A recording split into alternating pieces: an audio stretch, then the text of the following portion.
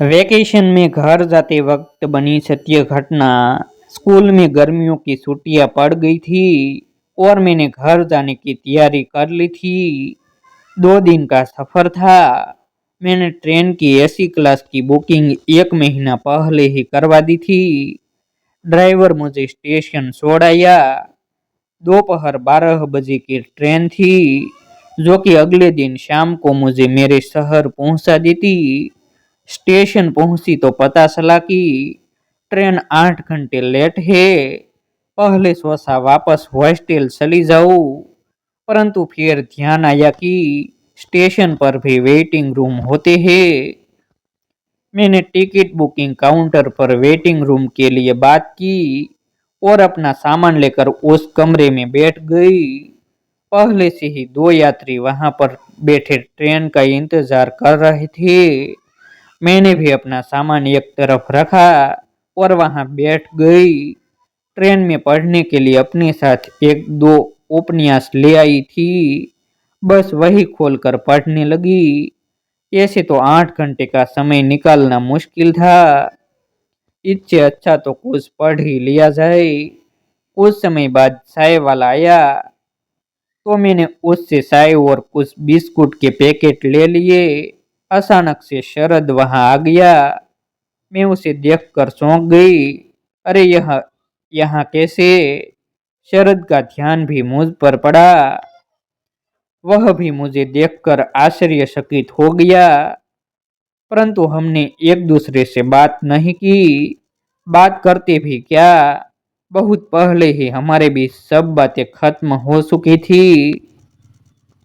हमारे टूटे हुए रिश्ते पर तो सरकारी मोहर भी लग चुकी थी। मैं अपना उपन्यास पढ़ती रही और शरद धीरे धीरे करके एक के बाद एक सिगारेट पीता चला गया। सच में शरद बिल्कुल भी नहीं बदला था। आज भी उसके सिगारेट का धुआं मुझे सांस लेने में दिक्कत कर रहा था। इतना कुछ बिगड़ गया, परंतु इस इंसान ने सिगारेट का साथ नहीं छोड़ा। जब मुझसे सहा नहीं गया तो मैं वहां से उठी और कमरे से बाहर प्लेटफॉर्म पर चली गई। तब जाकर मेरी सांस ठीक हुई, वरना अंदर तो घुटन ही हो रही थी। थोड़ी देर बाद बाहर रुकी और मैं फिर अंदर चली गई।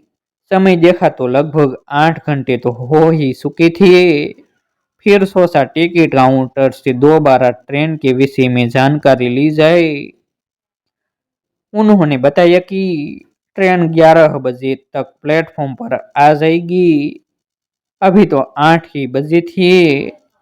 मैं मन में ही यही सोच रही थी कि क्या शरद को भी इसी ट्रेन में कहीं जाना होगा, या फिर शायद उसकी भी ट्रेन लेट हो गई होगी।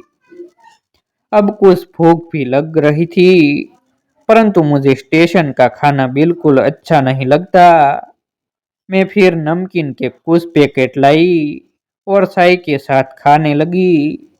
शरद जैसे मेरी सब हरकतें दूर बैठा देख रहा था, परंतु मैंने मन में सोच रही थी, इसने तो उठकर पानी तक नहीं पिया। तब से इतनी गर्मी हो रही है और यह सिगरेट पर सिगरेट पिए जा रहा है। कितनी सिगरेट पीने लगा है, यह तो पहले से भी ज्यादा हो गया है। 2-3 लोग जो और कमरे में बैठे थे, उनकी ट्रेन तो आ चुकी थी, वह वहां से चले गए। मैं मन में ही यही सोच रही थी कि फटाफट 11 बज जाए और मैं अपनी ट्रेन में बैठ जाऊं। लो फिर समय तो बीत ही जाना था।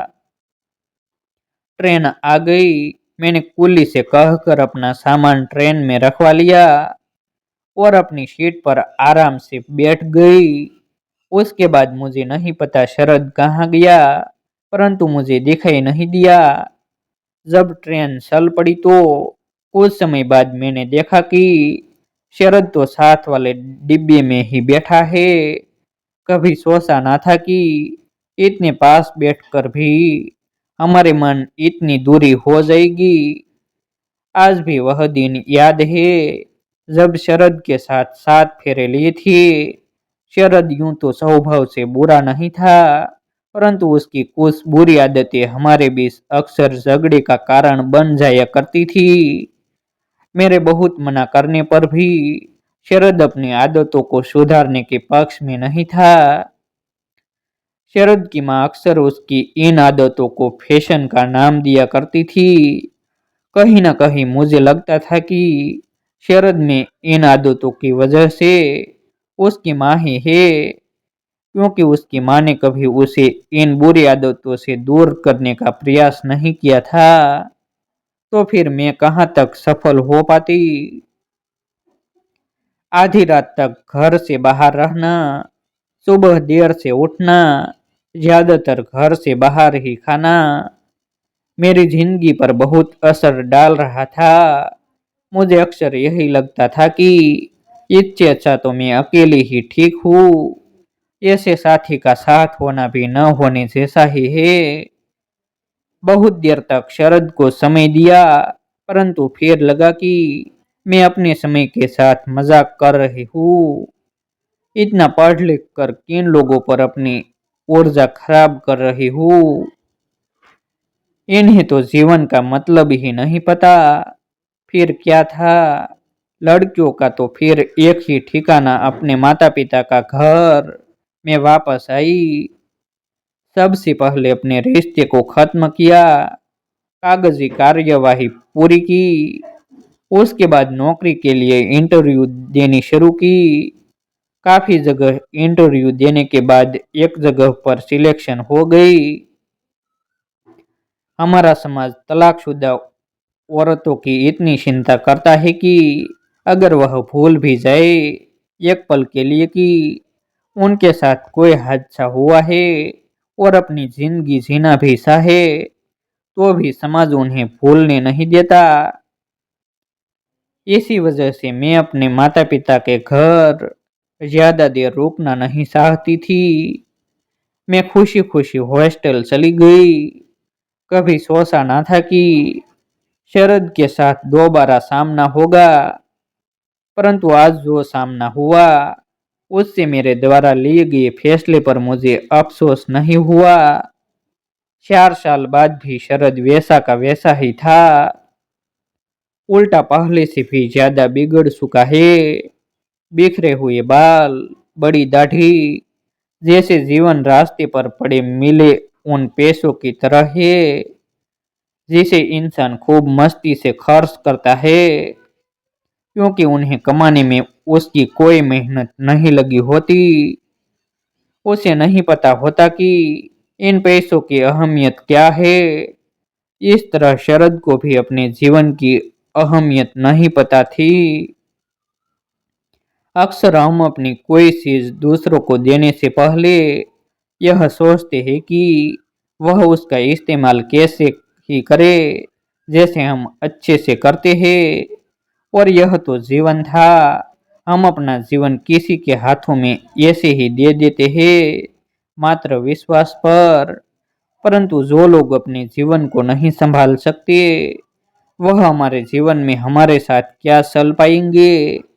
इसी सोच के साथ मैंने वहां से ध्यान हटा लिया और अपना उपन्यास खोलकर पढ़ने लगी।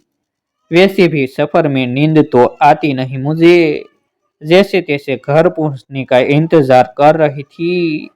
जीवन में अतीत कभी पीछा नहीं छोड़ता, कभी ना कभी तो सामने आकर खड़ा हो ही जाता है। ऐसे ही नए नए वीडियो देखने के लिए हमारे यूट्यूब चैनल सब्सक्राइब करें, वीडियो को लाइक करें और शेयर करें। फिर मिलते हैं एक नई स्टोरी के साथ।